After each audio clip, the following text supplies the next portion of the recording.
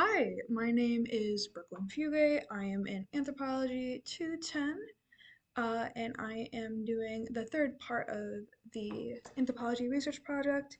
And today we will be going over the polio vaccine. So, start off, section one, just a little bit about polio and the history of polio. I feel like at this point in the semester, I have talked so much about polio, but just a quick little recap. Before the polio vaccine was developed, about 500,000 or 500,000 people would die each year of polio due to complications from paralyzation, which is its most notable symptom. It occurred in a little more than a quarter, I'm sorry, a little less than a quarter of all polio cases. And polio is most known for affecting children. This is because it is most often transferred through contact with stool or other gastrointestinal product. Very rarely is it transferred through wastewater, and children are more likely to be around lots of other gross children who practice poor hygiene. So this is why we often consider polio to be such a child's disease. The first successful polio vaccine was created in 1955 by Jonas Salk, and then the next year, I want to say over 15,000 kids were then immunized with the polio vaccine. And polio is considered to be one of the 7 diseases to be completely eradicated in the United States. Just a little bit about how vaccines work. Not everyone knows. So, vaccines work by introducing a weakened form of a virus into the body, and the body in turn creates antibodies, which sort of fight off other nasties in the body, such as viruses, bacteria, and other antigens that they are now aware of by introducing said virus. So, if you're ever out and about and you get coughed on, you get this virus introduced back into you, your body, hey, that's the virus, we can fight it off. So there's 3 main types of the polio vaccine. OPV, or oral polio vaccine, is what you see or hear about a lot of elderly people taking. I know my grandmother talks about taking it. It was a sweet liquid that used to be administered in little cups. Now it's given in drops that has a live form of the polio virus.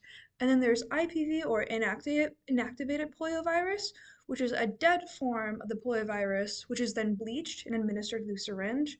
In the United States, we get the EIPV, or the Enhanced Efficiency Inactivated Poliovirus, which is a medically engineered form of the IPV that is stronger, and we administer that in 4 doses starting at, I want to say, 2 months. Section 2.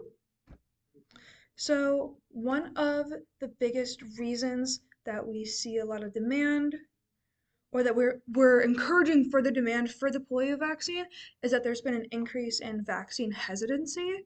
This is causing less people to be vaccinated than what is ideal. So across the world, childhood vaccination rates are going to be decreasing.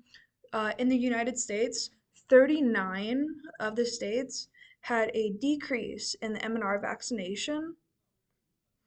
Um, from the 2019 school year. And in the last year alone, the vaccination rates for MMR, DTaP, and varicella, which are 3 of the most common childhood vaccinations, have just decreased across the board. On the next slide, we'll see a sort of visualization of that from the CDC. So you can tell key states that one may not assume would have a decline in childhood vaccinations, such as Texas, such as Nevada. I mean, they are have a little ups with Maine, but widely, I mean, a decrease in 9 states from the 95% majority ideal. In 2022, 93% of kindergartners received the first dose of the polio vaccine. This number does not include all 4 doses of the polio vaccine, which therefore the real number of kindergartners receiving all 4 doses of the polio will likely be closer to 90. Comparatively, in 1984, 97% of kindergartners were fully immunized against polio. So a huge, almost a 75% decrease in about 40 years, 50 years, 40 years. There we go. And this is such a big issue because polio is resurging globally. We're seeing more cases of polio than almost ever before. Polio is endemic in Afghanistan and Pakistan, and we've seen over a couple hundred increase in cases from a combination of Taliban influence and also just a lack of access in the region. And then in Africa in 2016, they switched access centers switched to OPV because it's considered easier and it was considered a better way to get young kids to take the polio vaccine.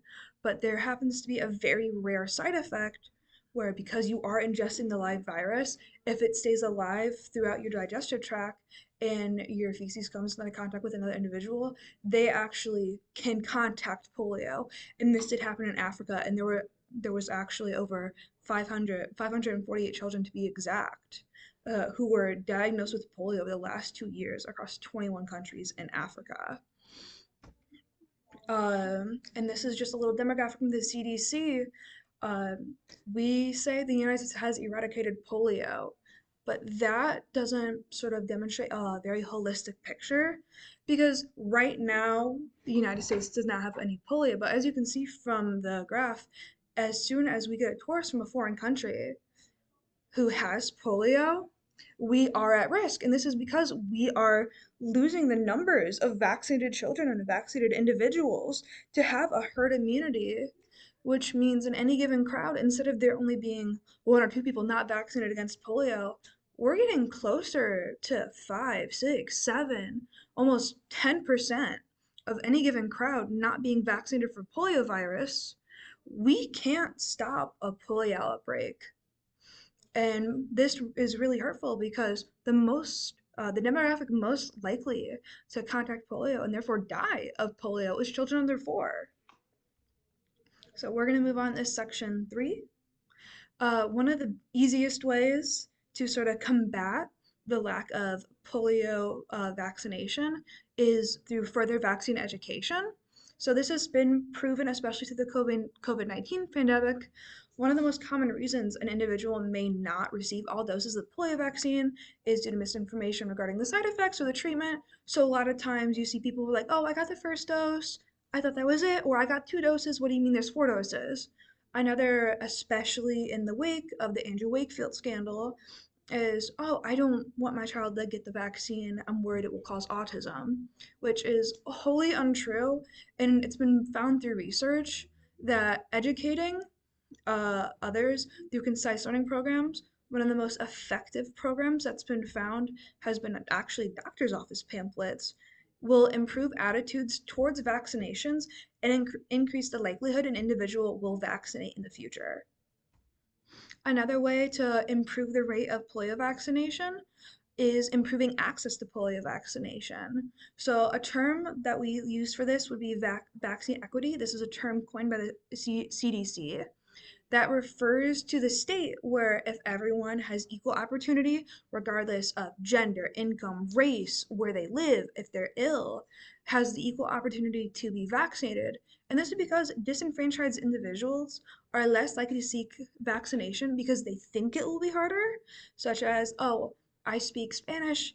I don't think there's anyone there that speaks Spanish. It's going to be such a hassle to like go in and get vaccinated, my kids vaccinated, perceived burden, or I'm homebound and I just can't go. I'm home. I can't leave my home. So working with community engagement groups and instituting low-cost vaccine programs helps reduce these barriers to vaccination so more people who otherwise would have been unable to get vaccinated will do so. However, the number one, this has been proven, way to increase vaccination rates is to make vaccination mandatory. So this has been proven. About 89 countries worldwide have a mandatory polio vaccine. Anyone under 18 has to be vaccinated for polio, those immunocompromised notwithstanding, and only 5 of these, excluding Pakistan and Afghanistan, who are currently experiencing issues with terrorist groups, have experienced polio in the last decade. So this is a method proven to work. And then this is a quote from Lawrence Gostin from his article Mandatory Vaccination, where he goes over The rise of polio in sewage water in the Middle East, quote, when individuals refuse polio vaccination, that refusal places his or her community at risk. But in the case of eradication campaigns, refusals can be even more consequential because they perpetuate a threat that would otherwise be eliminated with the successful culmination of the campaign. So, in other words, when you allow yourself, I'm sorry, when you do not have yourself be vaccinated, the consequence of that is a threat to the health of the community. When you allow the vaccination to occur, you are limiting the health of the community and it is a net benefit. The issue with mandatory vaccination, it's section 4, it's obviously a hot topic, especially since COVID-19. Many people view mandatory vaccination as an encroachment on their civil freedoms. I'm American, I'm in the land of free. Am I not free to choose if I get vaccinated? There's multiple arguments, philosophical, I guess we can say, arguments in regards to that. One of them is utilitarianism. This is also start off probably the more controversial one. Through this approach of mandatory vaccination, we view it as a justice driven approach where the well being of the community becomes before the well being of a person. If the harm of polio is a danger to a community, the individual must sacrifice their autonomy to fix it. This is probably the least popular way to think about mandatory vaccination. But it is one of the more popular ways. This is definitely how it is viewed, especially from a government lens. Another one is non-maleficence. I've seen this pronounced a couple of different ways. But this is an ethical principle that harm should be mitigated. This is going to be very similar to the next one, but this is the principle many doctors follow. Think of the do no harm oath. Vaccine mandates are ethical because they reduce the risk of harm, and so long as the individual being vaccinated is not hurt, that vaccination is the most effective and least risky way to minimize the spread of disease, then mandatory vaccination is morally correct. This is the theory that the principle follows. And then one of the last ones, very similar to the last one, like I just said, is using the Hippocratic Oath. Public health professionals have taken an oath to heal the sick, and mandatory vaccination would lead to global eradication of polio, or in other words, it would heal the sick. So if mandatory vaccination prevents harm, then the inaction surrounding vaccination is harm itself. And therefore, medical personnel have a responsibility to vaccinate. So obviously, the last three ideals will be very controversial to those who do not want to be vaccinated. So, a way of mitigating that risk and not having mandatory vaccination would be to improve the way or I guess increase the importance of how society views vaccination. When vaccination is deemed to be an important subject, then people will therefore choose to promote it in their workplaces, in their schools. Polio vaccination would become a must to go to school and enter the workforce. And to sort of follow this up, there is a book by Jennifer Jacka, Is Shame Necessary, that sort of follows this principle. If by the action of choosing not to vaccinate, you are harming the well being of the public and in turn harming the well being of your community, then you are going to experience communal shaming, which she argues in her book, not necessarily pertinent vaccination, but in the concept of shame in general, is necessary to a degree to the betterment of society. She quotes, when shame works without destroying anyone's life, when it leads to reform and reintegration rather than fight or flight, or even better, when it acts as a deterrent against bad behavior, shaming is performing optimally. So therefore, shame is good, especially when it increases the rate of polio vaccination. And to sort of round this off, section 5, connect it all anthropologically, I want to loop this back to week 9's question of how do technologies contribute to inclusion and exclusion. This is just a sort of diagram of how good the polio vaccine is. It's such a wonderful technology we've developed. And in fact, it's one of the only technologies of recent times where we can say there are no exclusionary models. Nothing about the polio vaccine itself is exclusionary. Yes, there may be some exclusionary policies in its handling, especially in how it's able to be accessed by others, but theoretically, the polio vaccine should be one of the most inclusive technologies to ever come out because the polio vaccine should just be able to have more people come together as a society because it should be protecting those who are immunocompromised who could not get it. And this is only, sorry, and this principle itself is currently on shaky grounds due to the decrease in childhood polio vaccination. And then my work cited, and then we're